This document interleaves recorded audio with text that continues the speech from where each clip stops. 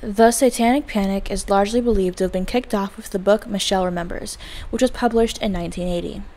This book detailed the results of recovered memory therapy, which had evidently unveiled childhood satanic abuse, including an 81-day ritual, and named hundreds of people as having participated in her abuse.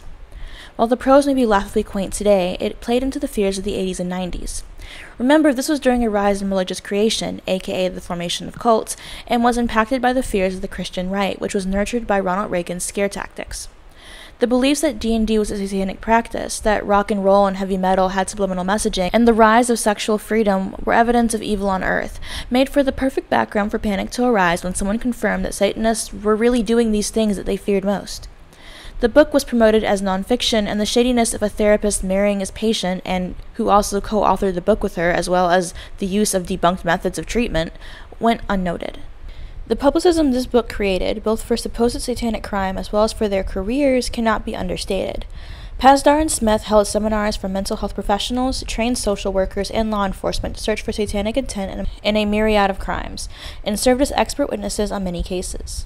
One of the most well-known is the McMartin preschool trial, wherein what was originally a case accusing Raymond Buckley of sexually abusing one or more children became one of the longest and most drawn-out cases in American history. Other clients of the daycare attested to devil worship, open graves, cannibalism, airplane trips, nude photography, being urinated or defecated on, and murdering babies, though no evidence ever surfaced of wrongdoing by daycare workers. It was the first case to hit the courts, but not the last. Hundreds of thousands of dollars were spent on trying to prove these claims and prosecute abusive satanic cults, only for the late 90s to reveal that there indeed had been no global conspiracy, no network of Satanists working cross-country to go after America's children, but also to reveal that child sex abuse was an issue, and one that likely would not have gotten as much attention without this case. Perhaps most interesting about this case is not the panic that ensued from allegations of Satanist behavior, but the psychology movement, which helped to convince thousands of people that fantasy was reality. Therapists believed in the concept of recovered memories which had no standing or proof to corroborate it besides self-substantiation, and were used to wrongfully convict and imprison many people. It was a modern-day social contagion which spread especially well amongst women, the mentally ill, and was used as a source of funds and attention alike from well-meaning and not-so-well-meaning practitioners. It holds many similarities with rapid onset gender dysphoria, or ROGD. ROGD occurs when a young person, generally an adolescent female, is persuaded that she is transgender, despite strong evidence that the young person had few or no signs associated with established forms of transgender. Transgender status is often glorified in their non-familial social circles, and many spend a large amount of time online where they may be a part of a subculture that is very similar to that of the Satanic Panic psychologists. Doctors Bailey and Blanchard have listed overlaps as follows. Number 1.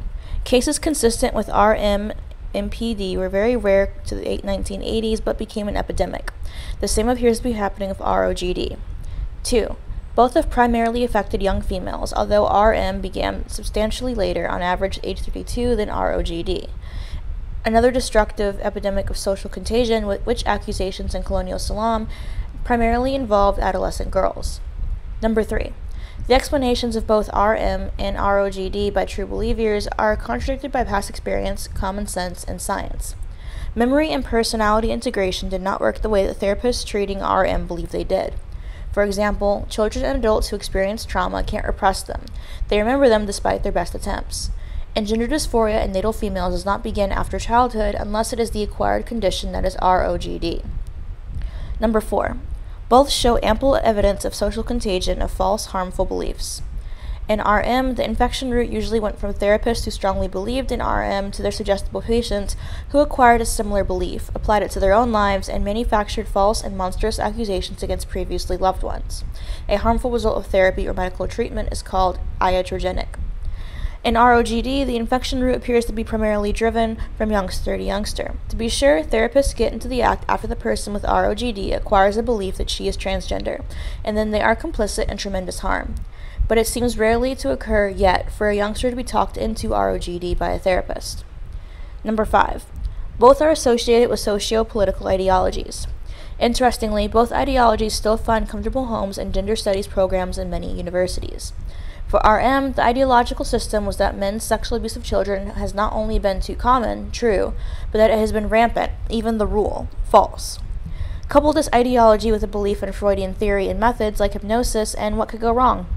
Plenty, it turned out. For ROGD, the relevant ideology is less coherent, but includes the seemingly contradictory ideas that gender is fluid, here meaning that not everyone fits into a male-female dichotomy, that forcing people into rigid gender categories is a common cause of societal and personal anguish, but that gender transition is an underused way of helping people. Number 6. Both RM and ROGD are associated with mental health issues, generally and especially a personality profile consistent with BPD, or borderline personality disorder. This is not to say that all persons with either RM or ROGD have borderline personality disorder, simply that evidence suggests that it is common in these groups. For example, the high rate of non-suicidal self-injury we have noticed from the aforementioned sources is striking. Such behavior is strongly associated with BPD. Number 7. Adopting the belief that one either has RM or ROGD has been associated with a marked decline in functioning and mental health.